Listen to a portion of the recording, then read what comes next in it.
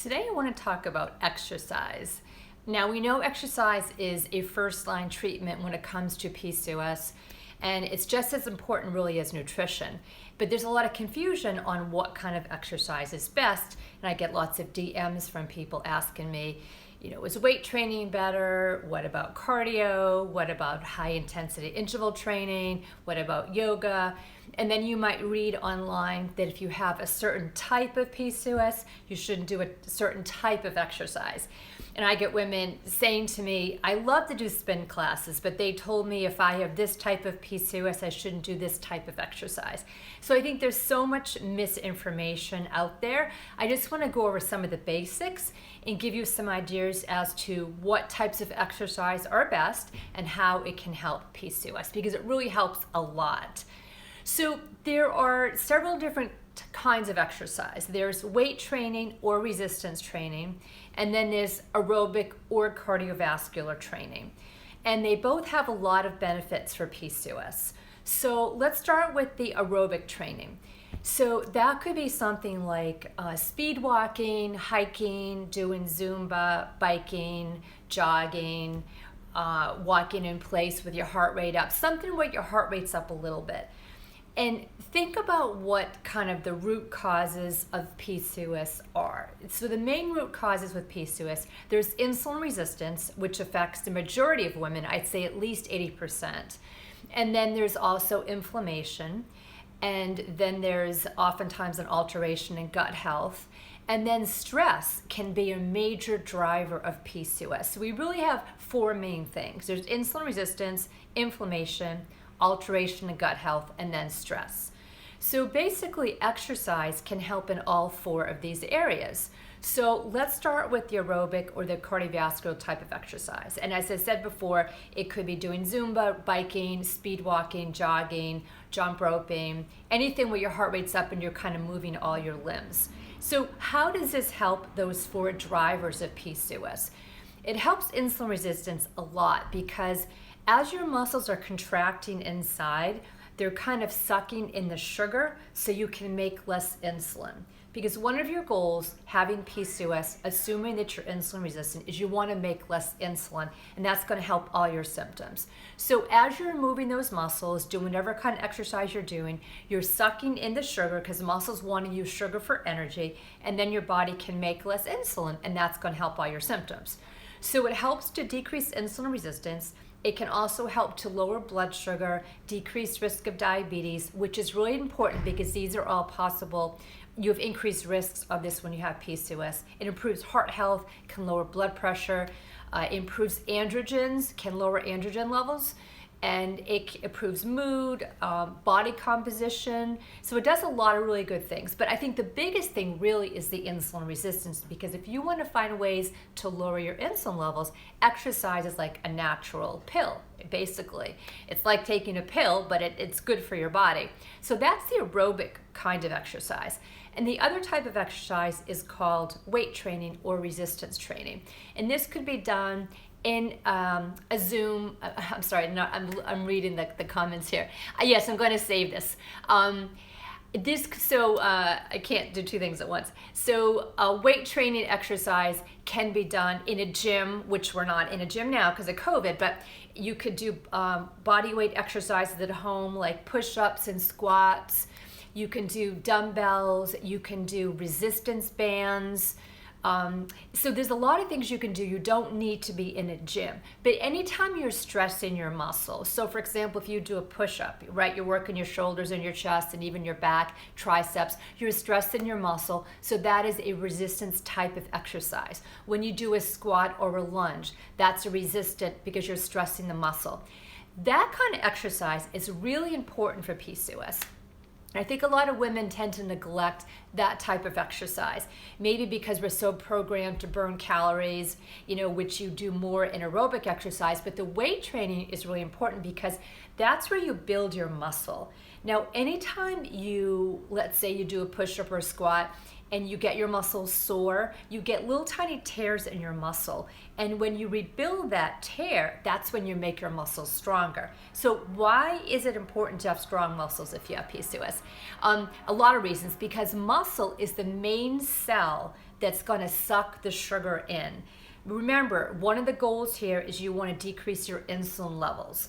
And if you have a lot of muscle in your body, those muscle cells are active cells and they want to suck in the sugar to use for energy, so it means you can make less insulin. So weight training might even be more important when it comes to PCOS, I think, really. So don't neglect that. So weight training also helps improve your body composition.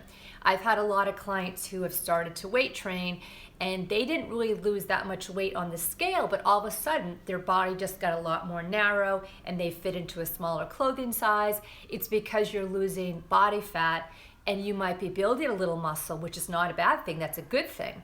So if you're weight training, that's why I don't love to always go by the scale. I kind of like to go by measurements or how your clothes fit. So weight training is really important to help decrease insulin levels. It also can reduce blood sugar, reduce risk of heart disease. I think weight training is really good for self-esteem and for self-confidence because knowing that you can lift some weights and maybe you're in a gym or not, you see you can do more squats and all that. It just makes you feel more confident and strong, and that's what you want. So that's really important. Does the weight size matter? So how much weight should you lift? I guess that's the question. It depends on your strength. For some women, lifting a 5-pound dumbbell might be hard, but another woman could maybe lift a 20-pound dumbbell. The thing about weight training or resistance training is you want to do it enough so you feel you're stressing your muscle a little bit. If you're a fairly strong person and all you're doing is lifting 5-pound dumbbells and you could do it all day, you're not really stressing the muscle to really build that muscle. So you want to lift heavy enough weights to maybe so you can go to like 15 repetitions or so. But don't be afraid to lift some weight. So weight training is really important to help manage insulin levels and for PCOS. The best thing really is a combination of some cardiovascular exercise or aerobic exercise and some weight training. So it's really doing both. I do want to talk for a minute about HIIT. I'm going to do another, for those of you who are joining me now, I'm actually talking about exercise in PCOS. I will do another live this week or next week, and I'll talk more about nutrition, but this is mainly on exercise. So HIIT, which is high intensity interval training. A lot of women with PCOS are really afraid to do HIIT. There's a lot of stuff out there on the internet that says HIIT is bad for PCOS. There was even an article in a magazine that says spin classes cause PCOS, which is ridiculous.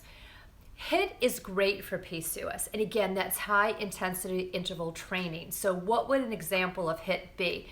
Let's just say you're in the gym and maybe you're doing some like kettlebell swings where you're really getting your heart rate up, and then you would take the intensity down and maybe walk in place and then do something else that's more intense and then take it down. Another example could be if you were on a stationary bicycle and you pedaled really hard for like a minute, your heart rate gets up and then you recover and take it down less intense. Then 2 minutes later you get it up again, then take it down. That's a really good exercise. It's very efficient. You only have to do it for about 15 minutes. And it helps to lower insulin levels more than steady state cardio. So let's just say you don't have a lot of time.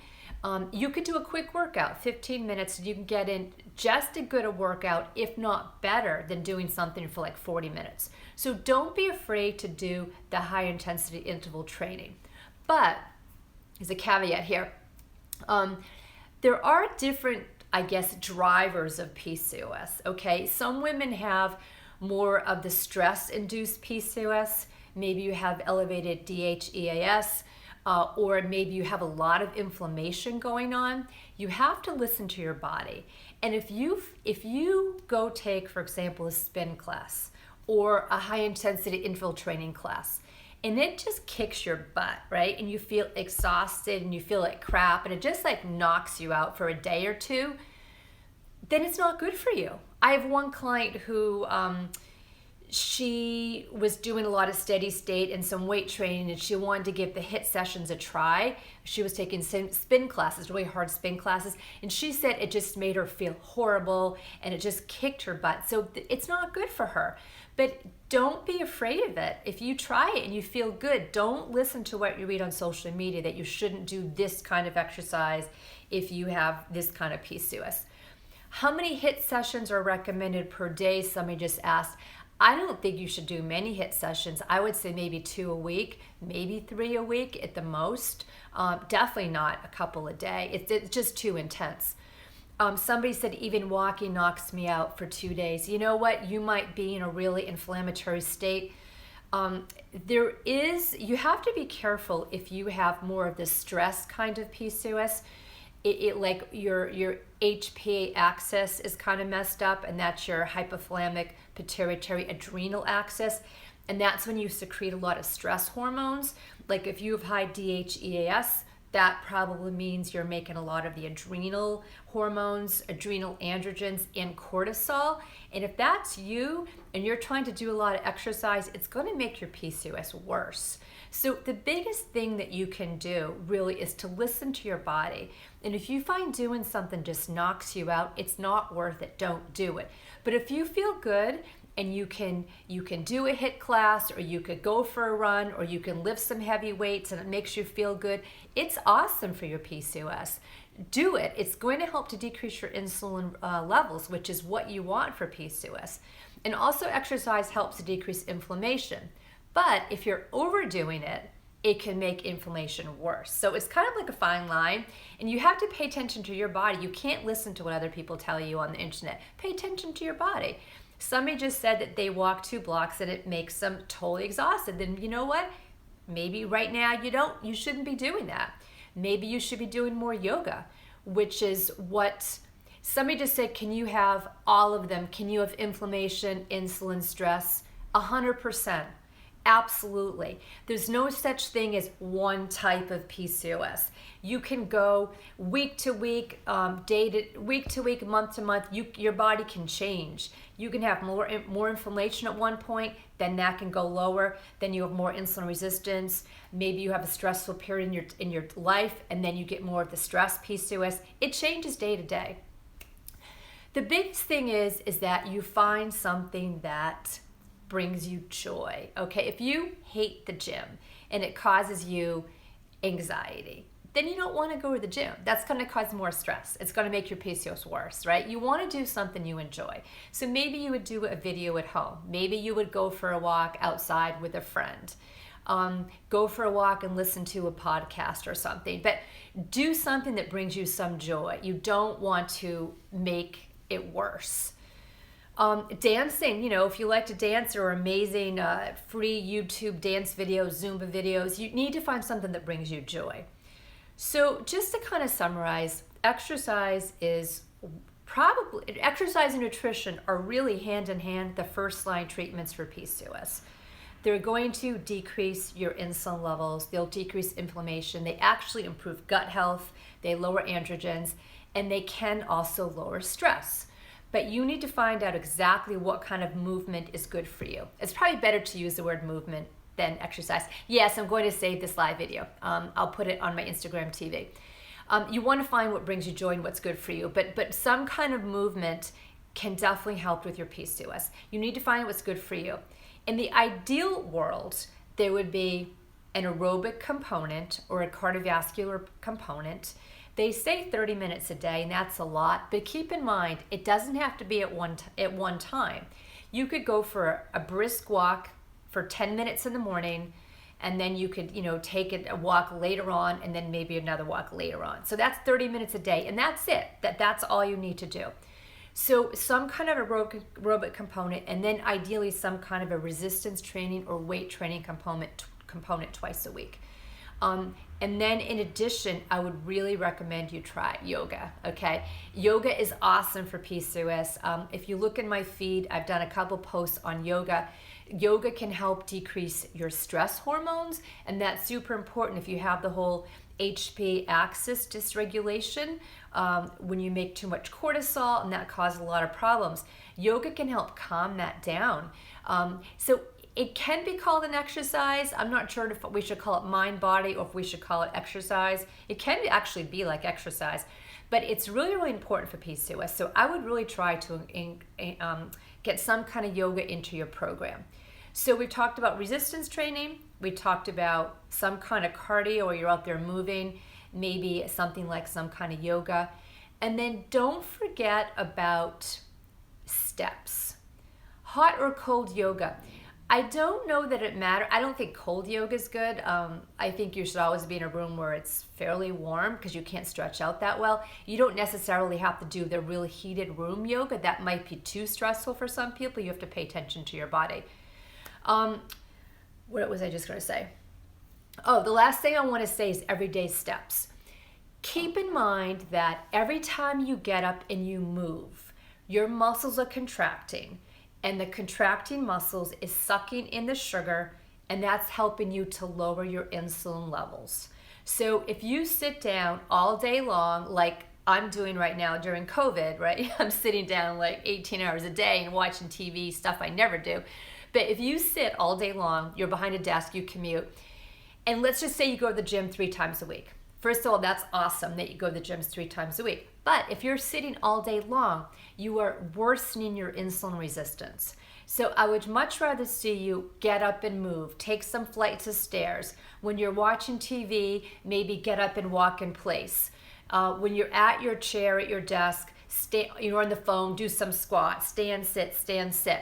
All this is helping your insulin resistance. So just to move. So basically what I'm trying to say is exercise movement is a really important part of managing PCOS. Don't get so caught up on what you read online about it has to be this perfect program with all these components. Don't get caught up online when they say if you have this type of PCOS, you can't do this kind of exercise. Listen to your body.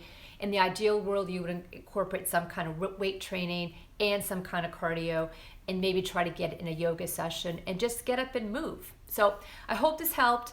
I will do a blog post and another talk on intermittent fasting. I do want to talk about that. How's my quarantine going? I'm in New York City. It kind of stinks. What can I say? It is what it is. I'm not happy at all. You walk onto the street, there's like nobody there, or the few people who are there, everyone's wearing masks. It's just like really depressing. But, I'm hanging in, as we all are. It's tough, but we'll get through it. We're resilient, and you just have to keep telling yourself is that this just will make us stronger, so we're resilient, hang in. It's, my eating right now, in full disclosure, is not very good. I'm not one of those people posting all these pretty recipes that I'm home cooking all this avocado and all this healthy food. It's hard, but you guys are all in it, and we'll be strong and we'll get through it. All right, thanks so much for joining me, and I will say this, and yes, I will do more videos. Okay, bye guys.